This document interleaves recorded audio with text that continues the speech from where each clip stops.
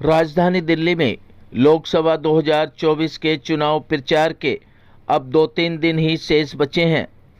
तमाम पार्टियों के प्रत्याशी अपनी अपनी लोकसभाओं में जाकर क्षेत्र की जनता से विकास के मुद्दों को लेकर समर्थन मांग रहे हैं। इसी कड़ी में उत्तर पूर्वी दिल्ली के भारतीय जनता पार्टी के लोकप्रिय प्रत्याशी मनोज तिवारी गोकलपुरी विधानसभा क्षेत्र के भागीरथी विहार में एक विशाल जनसभा को संबोधित करने पहुंचे, जहां प्रत्याशी मनोज तिवारी को क्षेत्र की जनता का भरपूर समर्थन मिला। प्रत्याशी मनोज तिवारी ने कहा कि मैं गोकलपुरी विधानसभा क्षेत्र के भागीरथी विहार व जोहरीपुर में 12वीं बार समर्थन मांगने पहुंचा हूं, जहां क्षेत्र की जनता ने मुझे अपार समर्थन दिया है। मैं विकास के मुद्दों को लेकर चुनाव प्रचार कर रहा हूं। गोकलपुरी ड्रेन, गोकलपुरी की सड़कें और गोकलपुरी नाले को पाटने का कार्य करूंगा। क्या कुछ कहना था प्रत्याशी मनोज तिवारी का, देखिए रिपोर्ट। आप समझदार हैं, जो बहनें हैं वो दुर्गा बन करके, और जो नौजवान हैं वो हनुमान बन करके, और जो बुजुर्ग हैं, और केवल आपकी ड्यूटी नहीं है, केवल आपको लग जाना है। तिवारी जी जैसा शानदार व्यक्ति जो भगवान श्री राम के लिए समर्पित है, और एक ऐसे व्यक्ति, चुनाव किससे हो रहा है? अगर जमानत जब्त नहीं हुई तो देश के अंदर यह तय भी हो जाएगा वोटिंग खुलते ही कि यहां कितने बैठे हैं। इतने ड्राइवर, 20 ड्राइवर, उनमें यह तय नहीं है कि बस का ड्राइवर कौन है। तो जिस बस का ड्राइवर ही ना हो, अभी ड्राइवर ही तय नहीं हुआ है, क्या उस बस में कोई बैठता है? और ऐसी बस में अगर कोई बैठता है तो क्या होता है? इसका ड्राइवर ना हो। ये जो बस है, ये देश को, जो एनडीए गठबंधन की बस है, ये देश को गड्ढे में ले जाने वाली है, कहीं ना कहीं एक्सीडेंट कर देगी। इसलिए एक एक वोट सारे बहनों और भाइयों से मेरा निवेदन है, पूरी ताकत के साथ। तिवारी जी का काम नहीं है, 5 साल लगातार लगे रहे, गली गली जा रहे हैं, नुक्कड़ सभा कर रहे हैं, पूरे देश में जाना पड़ता है पूरे। जी नहीं रहे, लेकिन अब की बात चाहता हूँ कि बहुत ज्यादा मत से यही बने आनंद कि एक बेर फिर से मनोज भैया के जिताई दीहा, कि एक बेर फिर से मनोज भैया के अपनाई लीहा, आनंद के जिताई दीहा हो। एक बेर फिर से मनोज भैया के अपनाई लीहा, मोदी के जिताई दीहा हो। क्या करेगा बात कि बोलिंग बुद्ध कमल वाला पतंग दबाई दीहा, मोदी के जिताई दीहा हो। उत्तर पूर्वी गली, उत्तर पूर्वी दिल्ली गली गली जगा दीहा, मोदी के जिताई दीहा हो। कहे के बता कि अरे प्यारिया दुलार कहानी के चाहिए, हमारे मनोज भैया मोदी के सिपाही। हमारे बड़े भैया मोदी जी के सिपाही हैं। प्यारिया दुलार कहानी के चाहिए, हमारे मनोज भैया मोदी के सिपाही।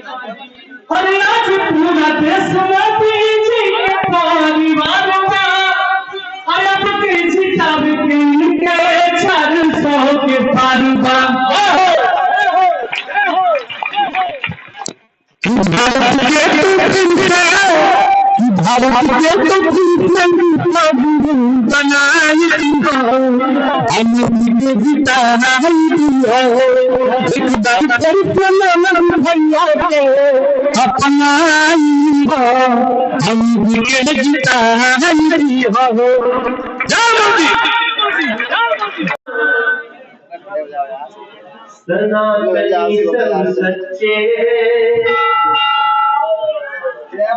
खड़े नहीं होते हैं। प्रधानमंत्री को चुनने के लिए इस देश में कम से कम 272 सांसद चाहिए, तब जाके जो प्रधानमंत्री के कैंडिडेट है वो बनेंगे।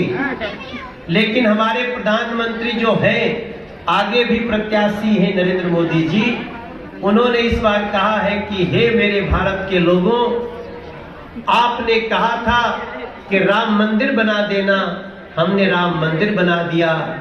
आपने कहा था जम्मू कश्मीर से 370 हटा देना, हमने 370 हटा दिया। आपने कहा था कि इस क्षेत्र में मेट्रो ला देना, हमने शिव विहार तक मेट्रो ला दिया। आपने कहा था जरा आने की सड़कें अच्छी बना देना, तो हमने नदी पे सिग्नेचर ब्रिज बना दिया। आपने कहा था हमारी सड़कों के मेन एंट्री को ठीक करना, तो हमने शास्त्री पार्क के चौराहे से लेकर खजुरी के चौराहे तक एक ऐसी सड़क बना दी जिसपे अब जाम लगने का कोई गुंजाइश नहीं है। भजनपुरा, यमुना विहार, गोकलपुर, ये सब में जो जाम लग रहा है, मुश्किल से 2.5 से 3 महीने का और इंतजार है। इसके बाद यहाँ आने के लिए अब आपको भजनपुरा, जमुना विहार का भी जाम नहीं देखने को मिलेगा, क्योंकि ऐसी सड़क बनाई है मोदी जी ने जिसमें सड़क के ऊपर फ्लाईओवर और फ्लाईओवर के ऊपर मेट्रो। ये पूरे देश में सिर्फ नागपुर में है और दूसरी बार दिल्ली में, उत्तर पूर्वी दिल्ली में हो रहा है। वो आपके नरेंद्र मोदी जी की देन है। हम उनके प्रतिनिधि हैं। मनोज तिवारी प्रत्याशी का नाम है और मनोज तिवारी के जीतते ही नरेंद्र मोदी जी को जो उनकी एक दोनों हाथ फैला करके आपसे कहे हैं कि अब की बार 400 पार कर दो। 400 पार करते ही, ये सुनते ही कांग्रेस के पसीने छूट रहे हैं। वो कहते हैं अरे 400 क्यों मांग रहे हैं? वो थोड़ा सा समझाइए क्या। देखिए, कांग्रेस ने कहा है कि अगर हम सरकार में आते हैं तो हम बैंक को ये सीधे ऑर्डर करेंगे, इंश्योर करेंगे कि वो इंस्टीट्यूशनल क्रेडिट दे विदाउट डिस्क्रिमिनेशन, माने बिना भेदभाव के। मतलब हुआ कि आपके अकाउंट में 4 लाख रुपए है और अगर मैं माइनॉरिटी हूँ, मैं मुस्लिम समाज से हूँ, जैन होगा तो नहीं, ओनली फॉर मुस्लिम उनकी जो बातें हैं, वो लिखते हैं कि आपके 4 लाख है, अगर हमारे 5 बच्चे हैं और हमारे पास 50,000 रुपए है, तो हम आपके 4 लाख में से आपके 4 बच्चे, हमारे 5 बच्चे, तो 9 भाग में बांटेंगे उसको। इंस्टीट्यूशनल क्रेडिट विदाउट डिस्क्रिमिनेशन उसको हम देंगे।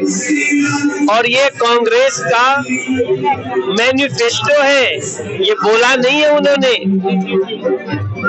ये जो है, हम इस समय उसको, जो कि एक एक शब्द पे हम उसको देते हैं, तो इसलिए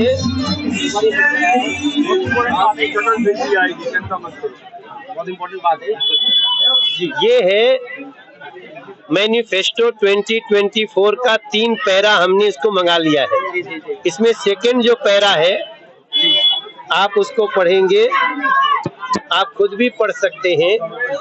सेकंड पैरा पढ़िए, we will ensure, bank will to realize its full potential, we will ensure that banks will provide institutional credit to the minorities without discrimination. ये है कांग्रेस की मैनिफेस्टो। मतलब अगर कोई महिला के पास उसका स्त्री धन है और किसी मुस्लिम समाज के व्यक्ति के पास नहीं है, तो उसको बराबर बराबर बांटा जाएगा। ये क्या है? देखो, मैं मुस्लिम समाज के लोगों में भी ये बात बोल रहा हूँ कि ये वही बात हो गई कि आप जाओ, उसका पैसा छीनो और वो आपको मारे, सड़कों पे नंगा नाच हो, दंगे हो। क्या यही कराने की जरूरत है इस देश में? जो भी व्यक्ति अपना अर्निंग करता है, वो टैक्स देता है, उस पे उसका अधिकार है, उसका फंडामेंटल राइट है। आप पत्रकार हैं, आप अपनी पत्रकारिता से, यूट्यूब से आपको 1 लाख रुपया महीना मिले, और किसी के पास 5,000 रुपया है तो आपका पैसा कैसे उसको दे दिया जाएगा? और ये चीज कांग्रेस ने कहा है, और कांग्रेस इसी बात को प्रधानमंत्री जी ने एक सभा में कहा कि अब कांग्रेस की नजर बहनों के मंगलसूत्र पे है, क्योंकि अगर वो मंगलसूत्र भी रखी है अपने लॉकर में तो उसको भी बांटा जाएगा। इस चीज को देश के प्रत्येक व्यक्ति तक पहुंचना चाहिए। ये कांग्रेस के द्वारा इस देश को बांटने की एक बड़ी कोशिश है। और मनमोहन सिंह का वो लाइन याद करिए कि इस देश के संसाधनों पे पहला हक मुसलमानों का है। मैं मुस्लिम भाइयों से भी बोलता हूं, आप इस नफरत के चक्कर में मत पड़ो।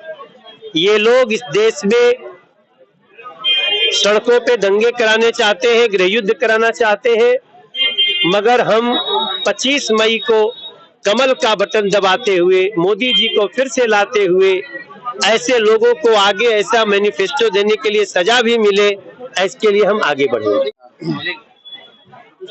न्याय जी, आपने मन से बात की कि ये जो चुनाव है राष्ट्रवादियों के अगेंस्ट चुनाव है, तो इसको आप जस्टिफाई कैसे करेंगे? क्योंकि डेमोक्रेटिक रिफॉर्म में तो सबको लड़ने की आजादी नहीं, सबको लड़ने की आजादी है, वो तो लड़ ही रहा है। लेकिन जनता जो है लोकतंत्र में जनार्दन है, जनार्दन माने भगवान, वो एक तय करेगी कि इस देश का भाग कौन लिखेगा। तो देश के टुकड़े करने वाले लिखेंगे, जिनको कोर्ट जमानत देते हुए कहता है कि देश के लिए खतरा है, जो फौजियों को बलात्कारी बताते हो, जो अफजल गुरु, जो आतंकवादी जिसने पार्लियामेंट में हमला किया, उनके लिए समर्थन में नारे लगाते हो। तो इस तरह का दुर्भाग्य की बात है कि राहुल गांधी की मति मारी गई है और उनको शराब है कृपात्री जी महाराज का कि उनका वंश नष्ट हो जाएगा। वो उस तरफ बढ़ रहे हैं ऐसे लोगों को टिकट दे करके। जिसने ये टिकट दिया उनसे मनसा साफ होगी कि भारत के जो टुकड़े किए उनके पूर्वजों ने वो एक साजिश के तहत किए थे। पूरे हिंदुस्तान को इस्लाम के झंडे के नीचे लाने की जो साजिश है उन्होंने किया भी ऐसा। सांप्रदायिक लक्षित हिंसा अधिनियम लाए थे, अभी कह रहे हैं कि हिंदुओं की संपत्ति बांट करके बांग्लादेशी रोहिंग्या में बांट देंगे।